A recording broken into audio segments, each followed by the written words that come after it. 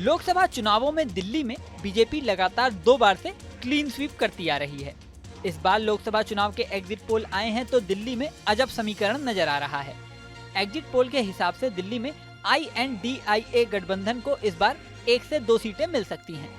ज्यादातर exit polls में INDIA गठबंधन को 1 सीट दी गई है। अब सवाल है कि वो 1 सीट कौन सी है। ऐसे में 2 सीटों पर चुनावी विश्लेषकों की सबसे ज्यादा नजर है।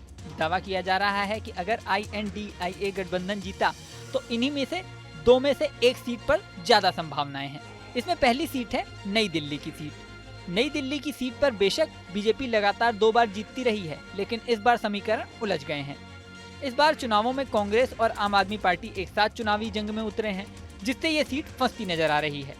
वोटिंग से पहले ही यहाँ कड़ा मुकाबला माना जा रहा था और एग्जिट पोल के बाद लड़ाई और भी टक्कर की दिखाई दे रही है। पिछले चुनावों को देखें तो साल 2019 में मीनाक्षी लेखी को यहाँ 5,04,206 वोट मिले थे और वो बीजेपी के टिकट पर जीती थीं।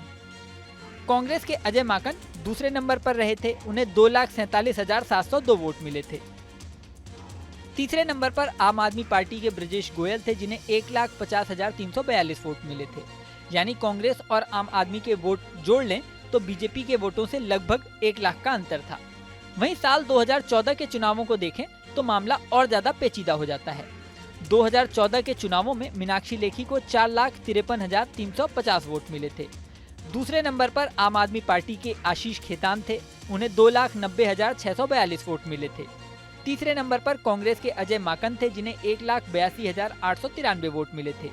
यानी साल 2014 में आम आदमी पार्टी और कांग्रेस के वोट को मिला ले तो बीजेपी के मीनाक्षी लेखी के वोटों से ज्यादा थे। अब इस बार एक और बड़ा फैक्टर ये है कि मीनाक्षी लेखी की बजाय बांसुरी स्वराज मैदान में है। बांसुरी पॉलिटिक्स में नहीं है और उन्होंने बहुत ज्यादा जनसंपर्क पहले नहीं किया है।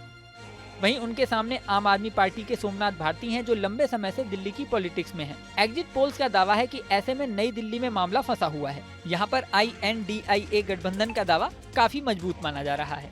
वहीं दूसरी सीट जहाँ INDIA गठबंधन का दावा काफी मजबूत है, वो सीट है दिल्ली की नॉर्थ ईस्ट सीट। यहाँ पर बीजेपी के मनोज तिवारी कैंडिडेट हैं। मनोज तिवारी दिल्ली में लगातार 2 बार चुनाव जीत चुके हैं और इस सीट से उन्हें तीसरी बार टिकट मिला है।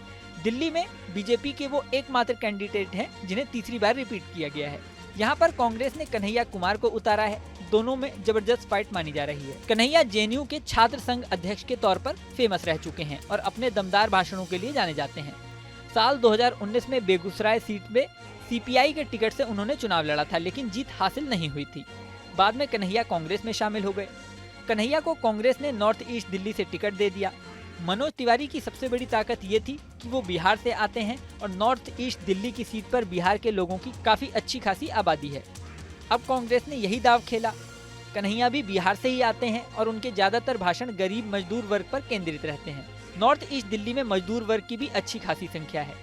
इसी के साथ महत्वपूर्ण बात यह भी है कि दिल्ली में कांग्रेस और आम आदमी पार्टी गठबंधन में इस बार एक साथ चुनाव लड़ रहे हैं।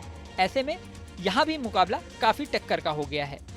अब एग्जिट पोल में INDIA गठबंधन को दिल्ली में 1 सीट का अनुमान लगाया गया तो लोगों की नजरें इन्हीं दोनों सीटों पर टिक गईं। अब असल में INDIA गठबंधन को दिल्ली में कौन सी सीट मिलती है? क्या सिर्फ 1 ही सीट मिलती है या ज्यादा मिलती है? मिलती भी है या नहीं? इन सब सवालों के जवाब 4 जून को मिलेंगे। इस वीडियो में फिलहाल इतना ही। बने रहिए न्यूज़ नेशन के डिजिटल प्लेटफॉर्म पर।